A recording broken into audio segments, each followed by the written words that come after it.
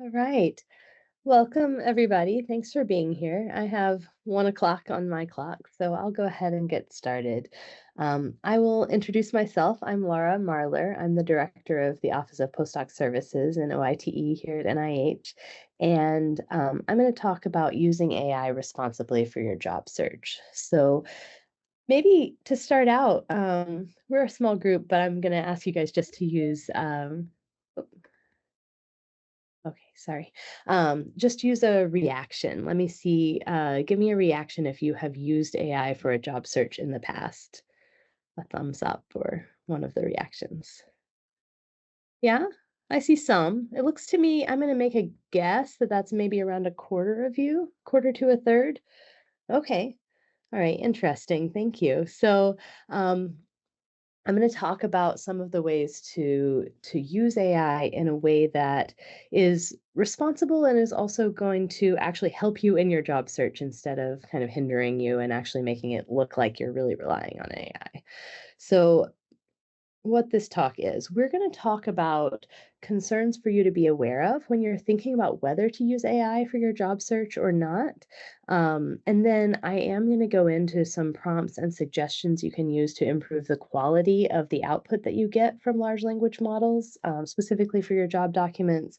And then some ways to use those large language models at each stage of your job search. So, how am I going to use that for analyzing job ads, for making my CV, for interview prep, those kinds of things. And we'll talk about some pitfalls to avoid as we go along. I want to be really clear what this talk is not, because there's so much that we could talk about here, and this is not everything. So, this is not a general review of large language models. I'm not going to talk about what large language models are. I'm really not going to talk about specific platforms that you could use. I'm going to talk about ways that you can use some of those platforms, but I'm not going to go into the platforms themselves. I'm not going to give you advice to use large language models for scientific writing, for grant writing, really for any other purposes beyond the job search. That's not what today is for. And so we're really going to focus on job search. I also want to be clear that this isn't a directive to use AI. That is something that you need to weigh for yourself and make a thoughtful decision about whether and when you want to use AI in your job search. So, my goal is to give you some considerations for that and then some tools if it's something that you want to do. So, what are some of those key considerations then? One of the big ones is environmental concerns.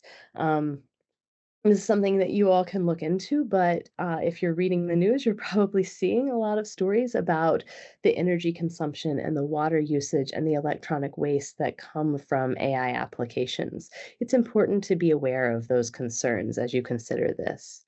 You also want to think about the ethical concerns. What is an ethical approach to AI for you? Where do you think it's appropriate to use it? How do you want to use it within your job search? And then as a corollary to that, when we think about job search specifically, I also want you to be aware that employers may ask you whether you used AI. And so there's your approach to where the ethical lines are, and there's also the employer's approach to where the ethical lines are. And so that's something that you want to be aware of. You want to be honest, right? It's not like the correct answer is always no, I didn't use it at all, but you want to be aware that they could ask you about that. Um, Another big consideration is that biases from training sets are perpetuated in outcomes for AI. This is a huge issue in using AI for hiring because if you use training sets that have bias, that will be perpetuated in the outcome. But it matters when you're using it as well, thinking about, what are the biases that might be inherent in that system because of the data sets that it was trained on. One that we're going to give a lot more time to in a few slides is that large language models hallucinate. They make stuff up. And so you have to be thoughtful about what's the accuracy of the output and how can I make sure it's as accurate as possible. And then you also have to think about privacy concerns. This is the one place where I'm going to say a little bit about some things that go beyond the job search because this is really important. Anything that you put into a large language model becomes part of the data set. It is not private. And so you need to be aware that you really cannot share personal information or PII there, yours or that of others. You can't share clinical data. You shouldn't share unpublished data or manuscripts. Anything that you don't want to be public, you shouldn't share within the context of a large language model. For that reason, for those of you who are NIH trainees, there are some specific policy and security concerns here. Excuse me for just a second. Excuse me. And so it's important to know what the policies are. And specifically for NIH, you cannot use your NIH email address or equipment with unapproved AI platforms. Right now, that I know for sure includes the ChatGPT free. And so there is an NIH specific platform. It's called Chirp. And what this platform does is it actually uses existing models. They didn't create their own model. You can use GPT-4 on Chirp, but it stores all the data locally within the NIH data center. So it alleviates some of those privacy concerns. And it allows you to choose from a few models. So I have the link there. This is something to look into and check out as you're going forward. For that reason, I'm not going to talk about other platforms, but obviously you can, on your own time and your own equipment, you can choose platforms that work for your needs. And then I have the relevant policies here regarding AI use, so you can have a look at the NIH OCIO guidance, the HHS policy, and then the NIH policy prohibiting generative AI for peer review. So a lot of considerations there for you to look into further.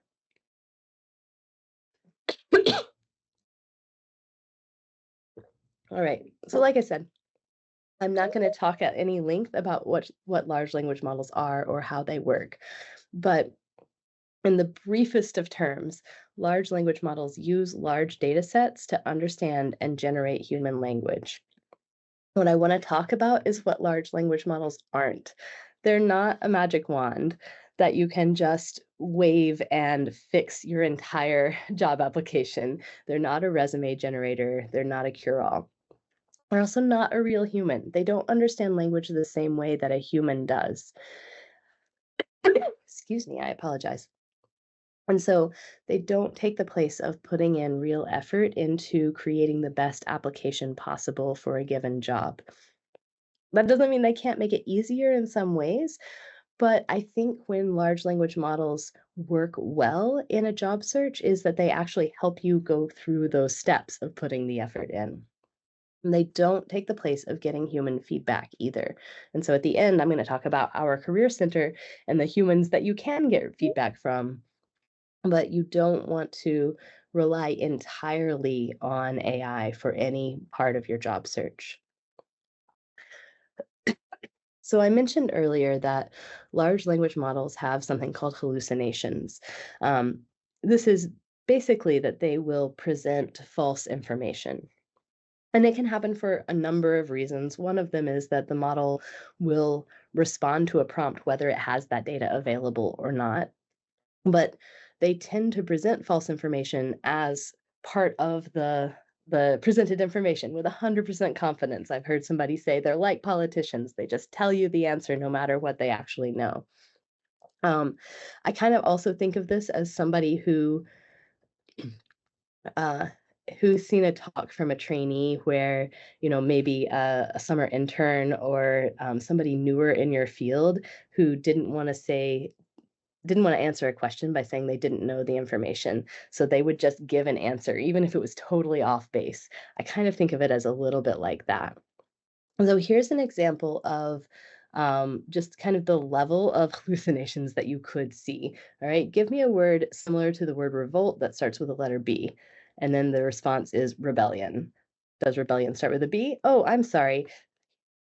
A word similar to revolt that starts with the letter B is uprising, right? And so I think this is actually GPT 3.5 where this was done. So there are newer models, but this is the kind of thing that you may see. Now, in your job search, what that means is that an LLM will make you the absolute best candidate for a given job on paper, regardless of your experience. It doesn't care what's on your resume or what you actually know. It's going to try to make you the best candidate for that job unless you're very careful with the way that you ask the questions and that you phrase your prompts. So, as an example, and this is a real example using my resume, um, I've simplified this so you can actually you don't have to read the whole thing, but in a job listing that asked for management experience and experience overseeing budgets, I got the resume output that I had led and managed large teams for over 10 years, overseeing operational efficiency and strategic direction while effectively managing budgets to achieve financial goals. Now that is a perfectly fine resume bullet point. Maybe it's a little general. I think it's maybe not specific as I would like it to be. But the bigger problem here is that none of it is true, or very little of it is true. It says that I've led and managed large teams for over 10 years, but I've only been out of my PhD for 6 years, and I've only directly managed one person. And I have some connection to budgets, but I don't effectively manage budgets within, with this kind of this level. And so this is something that I want you to be aware of as you think about using any large language model is that if you don't give it the guidelines that you want it to have, it is going to make a resume that fits a job listing really well, but may not fit you as a person. And I know some of you might be thinking, that sounds great. I want to get the interview, but that is really setting you up for failure at the interview. And none of you want to be sitting in an interview having to explain, oh, well, I didn't actually do that, or trying to come up with stories from 10 years of managing people, besides the ethical concerns. And so then let's think about how to minimize those hallucinations. To start with, you want to make prompts that help you do that. And so you can start by specifying that no answer is better than an incorrect answer. And here are some specific prompts that you could consider using. Only use the information I provide. Don't invent any experience, skills, education, or achievements not explicitly mentioned. And so you can have a look at these, but most of them boil down to just stick to what's in the document I gave you. Don't make anything up. Um, if needed, ask questions to confirm my skills or experience, right? So come back, give me some input as we go. You can also ask AI to check its answers. Your mileage really may vary with this, but my thought is that if it doesn't work for you, it will at least flag for you that it isn't working. So you could say something like, for each bullet point in a resume, list the page and line number in my document that I gave you where that's located. Show me where you got that information. AI isn't great at this. At least current large language models aren't great at this. But it if it works, you can see where it came from and decide if you think that it's an appropriate telling of your experience. And if it doesn't work, it can at least flag for you that it didn't come from somewhere, right? Or at least didn't come from where it thinks that it did. And then you can request edits by section or bullet point. So basically break it down into smaller sections. So if you're thinking about your resume, you don't want to necessarily ask for edits on an entire document at once. Really break that down. Give a paragraph or give a single bullet point and ask for edits on that. That's going to help with keeping it specific and keeping it just looking at that part. And then you can do something called setting the temperature. And so a temperature is basically a setting that controls a large language model's creativity. And that is typically a value between 0 and 1. And so you can do that with a prompt. And so here's an example prompt that kind of puts a lot of this together. Only use the content explicitly included in my resume. Don't create, infer, or assume any skills, responsibilities, education, or accomplishments. Rephrase for clarity and grammar and professionalism only. If something is missing from my resume that a job description asks for, leave it out. Don't try to fill in gaps. Assume a temperature of 0, no creativity, only accuracy, right? And so for every application, you might not want a temperature of 0, but for something like this, where you really don't want the AI making up things that you did, then a temperature of 0 is appropriate. And this is the most important part. Always review the output carefully. You want to make sure that you're reading everything, going through line by line, checking that what's there is still correct and that it's what you want to say, that it's phrased the way that you want hiring managers to see it. And so all of that leads to you need really good prompts. You need good prompts for a number of reasons, but you need good prompts to minimize hallucination as well. Um, and so garbage in, garbage out applies to your data, but it applies here too. Um, if you aren't using prompts that are really specific and giving the context that an AI needs to give you responses that you're looking for, then you aren't going to get what you're hoping for out of it. So when you think about prompts, you want to make sure that you're giving appropriate context. A lot of the prompts that you end up using are going to be long. I'm not going to give you a ton of really long ones today because I wanted to make them fit on my slides. But you may combine a lot of these things that I'm going to talk about and end up with something that is giving a lot of context. You want them to be specific. You wanna be specific about what you want the output to be. You wanna be specific about the tone that you want. How do you want that answer to sound? Be specific about who the audience is. If that's a hiring manager, then say that. Um, and then make sure that you're giving needed data. And in this case, that's typically going to be your master resume and a job listing so that the model has the information it needs to kind of build, to answer your questions well. And then, excuse me, ask the AI to be as accurate as possible. That's what we just talked about. And then break down complex requests. And so that's where I talked about giving it a single bullet or a single section so that you're not making a really large request all at once. And iterate. You can test something out, and then if the output isn't what you were hoping for, then try modifying that prompt and keep improving your prompt as you go. You will if you do this process, you'll kind of learn where the AI tends to have a blind spot and you can kind of improve that. So I do recommend creating a master resume.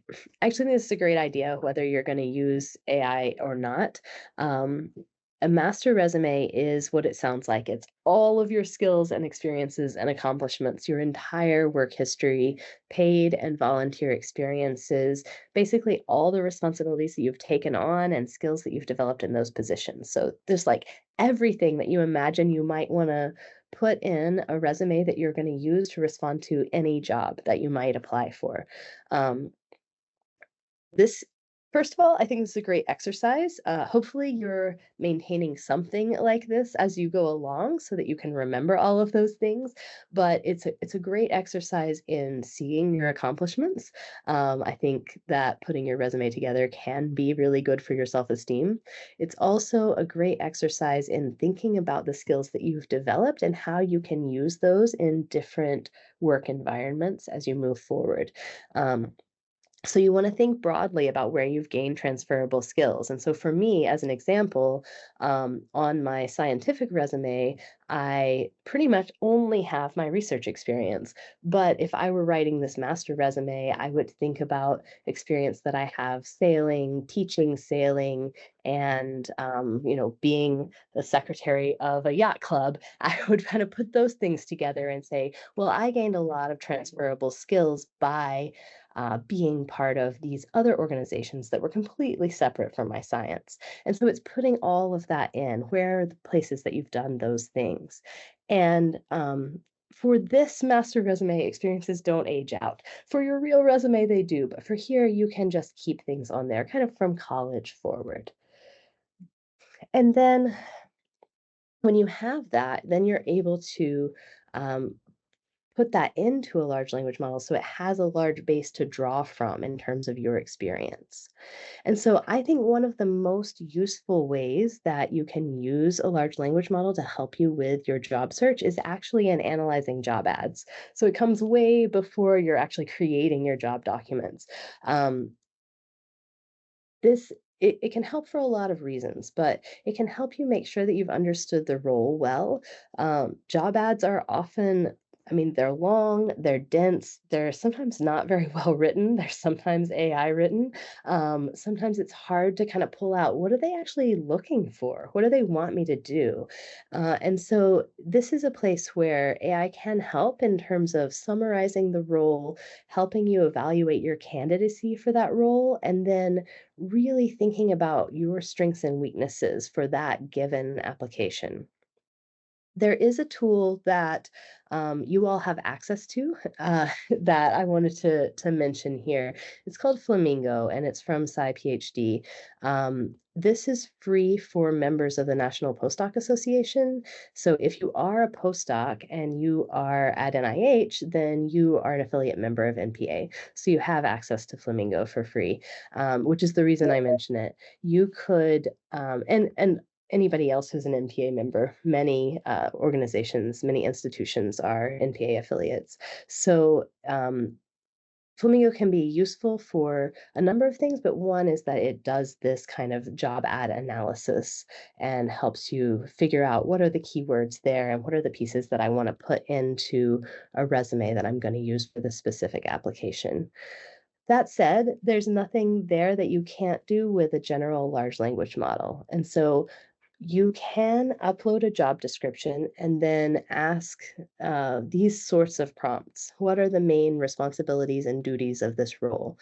What are the required and preferred qualifications, right? You might separate that out. What are the required qualifications? What are the preferred qualifications? What are important keywords or phrases that I might want to include in my cover letter? I think this is a really useful one because we all know that many organizations are using applicant tracking systems, ATS, to screen applications. And so knowing those keywords and pulling them out is really important for getting through the ATS system. It's also really important for making sure that your documents are really tailored to that position. And so this is a place that it can help. And then, what are key attributes that the employer is looking for in an ideal candidate? Now, I'm going to say this over and over, but that's because it's important. You are not going to turn your brain off and just believe that the AI is going to tell you everything you need to know about this job, right? You are going to read the job ad, you're going to make your own assessment, and then you can compare against that, right? And so this should be comparing to your own reading of the job description. And ideally, this means that you have another tool to help you see things that you might have missed, or to help you kind of see other opportunities or ways that it connects. Or maybe you didn't realize that they asked for writing actually three different times throughout the ad. Oh, wow, they must really want somebody who has a lot of writing experience. Let me make sure that I emphasize that. And so it is a help and an aid as you think about how to analyze job ads. It can also really help with thinking about how you fit a specific job. And so, what I recommend then is you've done this step, right? You've uploaded the job description and you've kind of talked through what the employer is really looking for in that job. Which, if you're still in the same session or you're logged in, that's priming basically it's priming the model to know about that specific job. And then you upload your master resume, and that's the one, remember, that has all your experience, and then you can ask, "How competitive would I be for this role?" Now, be aware, large language models in this situation tend to be pretty optimistic. I don't think that's so bad. I think we tend to be pessimistic, and so it can help to have a voice saying, "No, really, you should apply. But that is likely what it's going to say. If you want a more honest assessment, you can ask for that. So provide a brutally honest assessment of my competitiveness, including a job fit percentage score, strengths, weaknesses, and recommendations for improvement, right?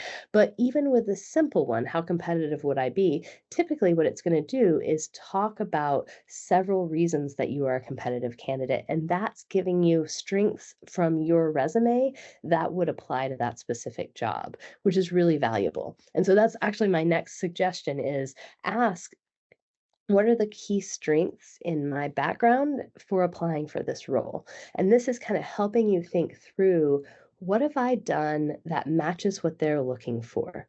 What have I done that I maybe never thought of as writing experience, but I was doing some writing there. Now, of course, this is only going to come from things you put in your in your master resume, right? And so if you didn't put it in there, then the large language model can't pull it out. But if you've made that document with kind of everything you've done, it can really help pull things and say, well, did you think about this? Um, and then, what are my key weaknesses for this position?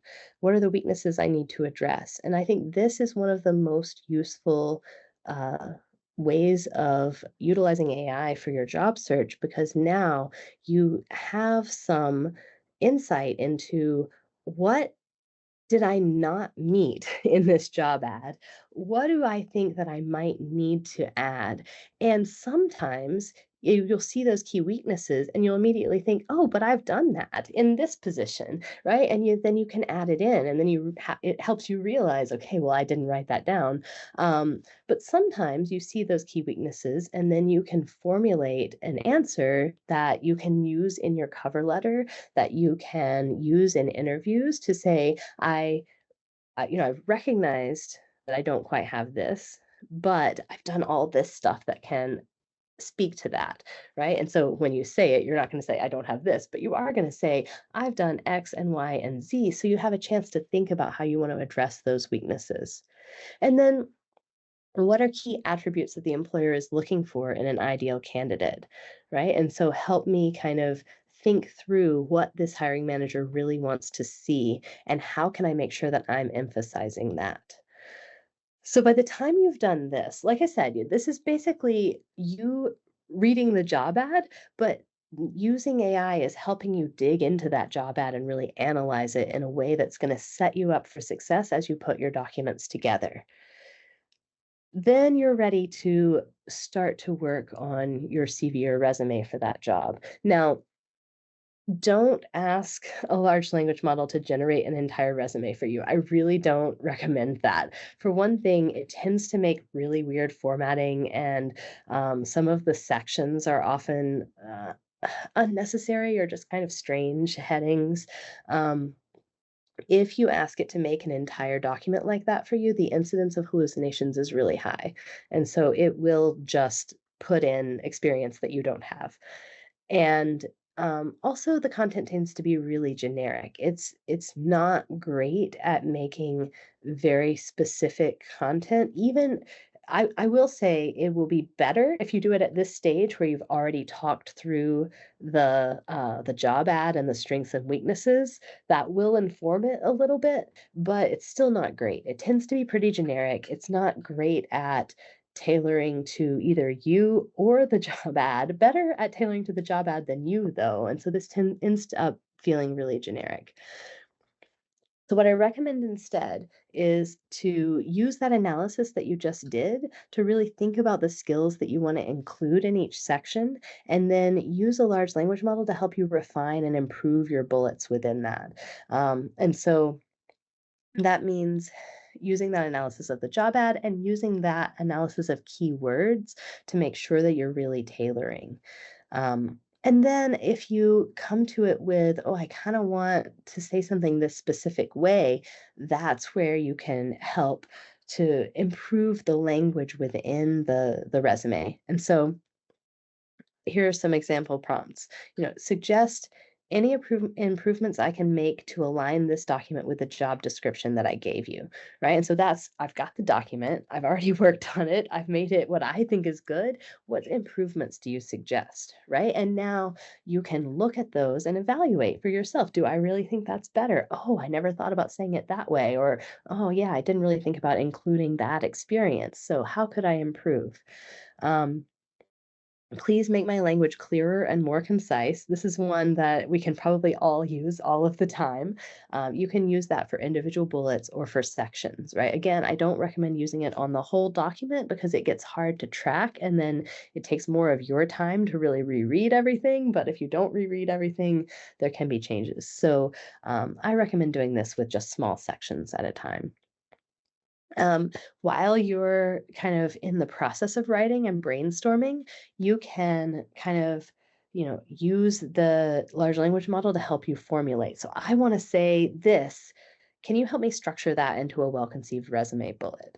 Um, you can also ask for help with optimizing for ATS. And so here's an example of that. Optimize my resume for ATS by incorporating relevant keywords and phrasing from the job description. That's something you can do on your own, but that's something that a large language model can help you with. Of course, you're going to read through then and make sure that it makes sense in the way that it's been used and that it still fits your real experience. And then I like this last one. So act as a hiring manager, um, right? You're telling it the audience, act as a hiring manager. What would make you more likely to invite me for an interview? So again, it's kind of how would I strengthen this, but specifically think about you're reading this as a hiring manager, and then what would improve my chances? What should I change or cut or add? And so these are the ways that I recommend, right? Not starting from scratch, hey, please output a resume, but really putting effort into understanding the job, matching your experience to that job, creating a document, and then letting it help you revise and really improve. Same thing with your cover letter. So I really don't recommend letting AI write your whole cover letter. It's it will do it. It will definitely spit out a cover letter for you, but it tends to be really generic, and it may not be obvious to you that it sounds very generic because some of it is going to sound good. It's going to have pretty good flow. The sentence structure is going to be nice. And you're only seeing that instance. But I can definitely tell you that from the hiring manager perspective, they are going to notice the trend that they got 40 cover letters that had the exact same structure, that started with the same information in the intro paragraph and then said the same things and sometimes the same sentences in the second paragraph. It's going to be very generic from that perspective, which often makes it pretty obvious. It's going to sound like AI. Um, it's also a real problem because it's not personal to you. And the cover letter is the place where you get to tell your story and demonstrate your passion for that job, why you care about that specific position, um, and to kind of have a narrative of how your experiences make you the best candidate. And so you need it to be really personal, and that takes you putting it together. So what you can do is use a large language model to help you get there, right? And so if you say to yourself, I want to tell a great story about why I'm the best candidate for this position, what do I need to get there? So you can use a prompt like this. Based on my resume, what are my top 3 to 5 skills to emphasize for this position? Right? This is similar to that strengths analysis that we did earlier, but now you're really narrowing it down. I'm only going to write, an intro and a conclusion and maybe up to 3 paragraphs. What are the things I should really emphasize in that cover letter? What do I want to make sure that I have in there and that they know? That's the most important for this position. And then using the weaknesses that we had identified earlier, you can then say something like, suggest 2 to 3 impactful ways that I could address that weakness, right? And so if the weakness is leadership skills, suggest 2 to 3 impactful ways that I could phrase my leadership skills demonstrated in, and you can put in a specific situation or outcome, right? So you're kind of leading it through the STAR technique: situation, task, action, result. Or you can say, in my resume, in my document, what are the places where you see leadership skills? So you can kind of help use that strength and weakness analysis to help you formulate what needs to go into a really good cover letter. And then you can start to put it together, and you can still use the large language model to help you refine it, but don't ask for it from scratch. Okay, that's all I'm going to say right now about job documents. I'll take questions in a few minutes, but I want to talk about interview prep. I think this is one of the places that large language models are most useful for a job search. Is actually getting you ready for an interview. And so you can use AI to prepare for an interview by evaluating your strengths and weaknesses, like we talked about, but now thinking about it in terms of an interview and how you want to talk about it in an interview. You can use it to understand what the hiring manager is looking for, to generate potential interview questions that you can practice.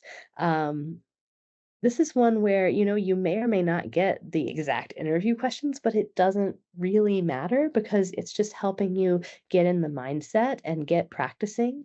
So, generating those interview questions is really useful. And then you can also use it for help with coming up with and considering strong answers to those questions. But please don't take the canned answers verbatim and memorize them for your interview. That's not what I'm suggesting. But things like, oh, that's a question I hadn't thought about. Give me an example of a strong answer for that question. Or I want to emphasize X and Y as I answer this question. How would you formulate that? What's the best way to structure this?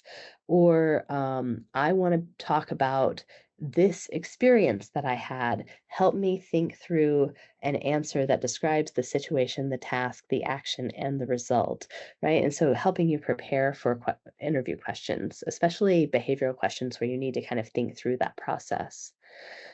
And then it can also help you consider points that you hadn't added yet. And so this is basically kind of like you did with your resume. There may be things that you weren't planning to bring up that could come up as you're using a large language model to help you think through strengths. And you might say, oh, wow, yeah, I should talk about that. And it can also help you polish your own prepared answers. Now, personally, I'm not a big fan of preparing answers to the letter. It can help to write out an answer. I generally would not then memorize or read that answer because it's gonna sound really canned, and you want your interview to be very conversational. But that said, writing out the answer can help you think through the process. Think about what you wanna include and make sure that you have a well thought out answer, and you can use a large language model to help you polish that and really think about, what's the structure here? How do I say that in a way that's more clear? How do I make this more concise? And that can be very useful. And so, some prompts to consider here are things like, suggest likely first interview questions based on this job posting. And then you can do the same thing for a second interview, et cetera, ad nauseum. Um, as a hiring manager, what would you be looking for in the perfect candidate for this role, right? So, just like you did with the job documents, now thinking about who your audience is and what are they really looking for? What are the things you want to emphasize in the interview, and what are the things that, even if they don't ask you, you want to make sure that you get in there? Based on my resume, what are my key strengths and weaknesses, right? By this time, hopefully you know that all along, but if you haven't done it yet, this is the right time before the interview. And then an important thing here is, if you go for a second interview, a third interview, use the information that you gain from your earlier interviews to improve this as you go along, right? And so if your first interviewer told you some things about the position and what they're really looking for that were frankly totally different from the job ad, which will happen, then use that as you come back to this. Okay, well, I didn't understand they wanted this, but they actually are wanting somebody to do this thing. So, what are my strengths and weaknesses for that? How can I make sure I talk about that in my second interview? And then help me polish the following answer to the interview question. Um, So, as an example, why do you want to work at this company? Right. So, you can use those standard ones that you know they're going to ask. Tell me about yourself. Why do you want to do this job? Why do you want to work at this company? Um, you can kind of help polish answers to those questions. Or, I want to know about this topic. What are some great questions that I can ask the interviewers? Right. And so make sure with any interview, make sure that you're not just planning how you're going to answer them. Make sure you're ready for that. What questions do you have? That comes at the end. And for some types of interviews, you may be interviewing with multiple people throughout the day. Make sure you've thought about who those various audiences are and have some questions ready for all of them. That's a place that a large language model can help as well, right? So, what are some great questions that I can ask a hiring manager? What are some great questions that I can ask my potential coworkers? What are some great questions that I can ask a program manager or the department chair or current students, any of that, to kind of think through what do you want those questions to be? And let it be driven by what you actually want to learn during the interview, right? Not just what are great questions, but what are great questions for me? So then what do I want to learn? Okay, and I know I said this, but I will say it again. Each of these outputs is a starting place, right?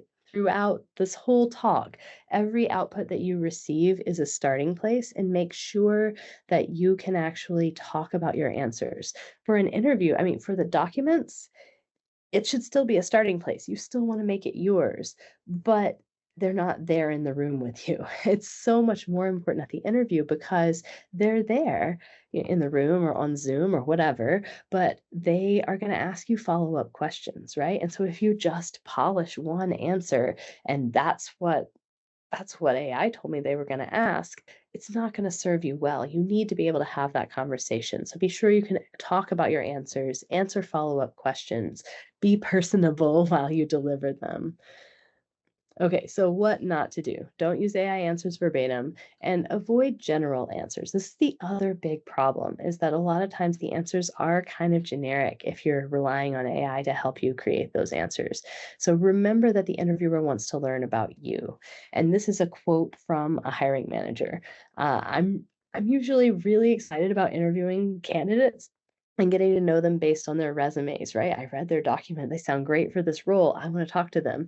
And then they show up and repeat memorized paragraphs with buzzwords where they read off their second monitor, right? And so this person was saying, I thought this person was going to be a great candidate and I wanted to hire them, but the way that they used AI or the way that they did their interview prep actually really hurt them in the interview. And so this is what you want to be aware of. I think it's easy to get stuck in kind of a fear of not being prepared. What if they ask me a question I don't have an answer to?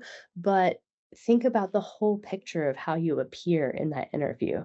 And so think through, you know, not just do I have an answer for a question they might ask, but how am I going to make this a conversation? How am I going to make sure that I leave the room with them thinking the 3 to 5 things I really want them to know about me, and with them thinking that I'm a great match to this job that they're hiring for. So remember what your big goals are there. Okay. I want to talk a little bit about the idea of using AI to get past the blank page. This is something that I hear a lot. I often hear people talk about using AI to edit, like I've just suggested, and using AI to get over that blank page. I'm really hesitant about this.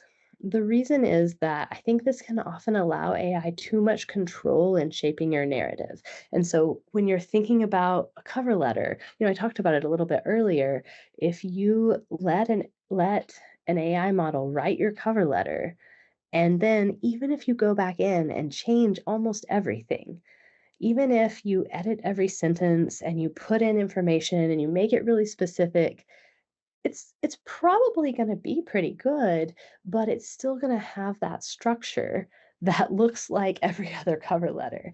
And also, it can be really I find at least that it can be really difficult to edit enough and change enough when it already exists, because you're gonna read it and say, "Yeah, that's probably not how I was gonna say it, but that it says what I wanted to say, it's there." And I mean, we're humans, we're just Fundamentally, we don't like to do work that we don't have to do. And so when it exists, it gets much harder to really make it yours. And so I suggest not using AI to get over the blank page issue. There are other ways to do that. If you struggle with a blank page, if you really struggle with getting started, try outlining, right? I've given you some tools that actually use a large language model to help you through those first steps that aren't write the document for me. So try asking yourself, what are the questions that I need to answer in this document? And then use the large language model to talk you through those questions. What are my strengths and weaknesses here? What's the hiring manager really looking for? What do I want to emphasize in this cover letter? And then start to make an outline from that, right? Start to build that outline out. And then you can use the large language model to refine. But don't let it just I think it's a pervasive myth that it's gonna help you get over this hump of the blank page, and then you can edit it and make it yours, but it's challenging. It's really challenging to do that and to do that well. So my suggestion is start on your own and let it help you with the editing, kind of the reverse. If you struggle with a blank page, I am going to give a talk on October 15th on beating writer's block, so that can help. But outlining and even outlining at the sentence level, just kind of getting it all in there is a great way to do that. Okay, so that's pretty much the content that I'm going to present, and then I'm going to take questions in just a minute. I want to plug the OIT Career Center. So I have the link here to all of our career resources. Um, our career counselors are real humans who can help you perfect your job documents. And so, as you're doing these steps, remember that you still need human eyes on this. You still need somebody to really help you with, did I get this right? Does it make sense? Does it all fit together? Am I approaching this the right way? And they can also help you with a lot of things beyond job documents. So career exploration and planning, mock interviews, negotiating, really any step of your job search. So I have the link there to make an appointment, and then also a link for our career guides, which are, documents we've put together that the career counselors have put together that go through CVs and resumes, doing informational interviews, a lot of great information there. And these are our career counselors. They're all amazing. So you can make an appointment on the website. And then a few other resources. Obviously, connect with me. You can join NIH Intramural Science LinkedIn group to network with other NIH folks and NIH alum. And then we also give workshops on many of the topics that I touched on. I didn't have it on my what this isn't slide, but I should have probably said this isn't actually a talk on how to put together a resume or a CV or a cover letter, but all those talks exist and a lot more. So check out our YouTube page where you can see all of that. And those talks are also going to happen again this fall. And so I think it's December 8th, I'm saying without looking that will have CVs and resumes again, but that's coming up too. Or you can watch the old version.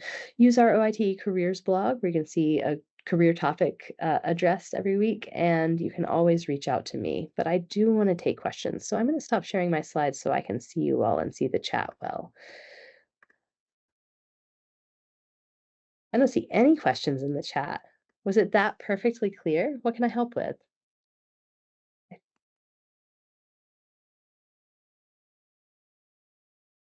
Oh, somebody asked, can it help with a federal resume? Yeah, absolutely. The big there are a lot of resources out there on federal resumes, and you'll find that on our YouTube page too, but, the big difference with a federal resume is honestly, it's a little more like your master resume. It's kinda like your CV where you would have all of your experiences, and then you're putting in the bullet points of the skills that you gain and the specific, tasks that you were doing within that too, and so it can definitely help with creating those bullets and refining, um, it can also I mean, you can certainly ask it about the differences with a federal resume or say, "Can you help me adapt this to be a federal resume?" But there's so much information out there already about that I don't think the large language model would be, my first choice for that. But it can certainly help you with making the bullets. How do you address privacy issues with giving personal information to a large language model? Yeah, thank you, Asma. It's a really great question. So, there certainly are issues there, and you all are gonna decide what your personal comfort is. I would not include a resume that has your name, your address, your phone number, like, you don't need that. The large language model doesn't need that to do all the things I just talked about, right? It doesn't need any of your personal information. Now you are still any version of your resume is gonna include things like the places you've worked and the kinds of jobs you've done there, and so that's where you make your own decision. If you are at NIH, remember that you have chirp as an option so that the data is actually locally stored and is not open to the public or, going into the data set. Um, but yeah, there are real privacy concerns there, and it's worth thinking about. I would, at a minimum, I would remove that top section where you have your personal information and contact information. It's not even important for the things you want it to do. Yeah. Other questions?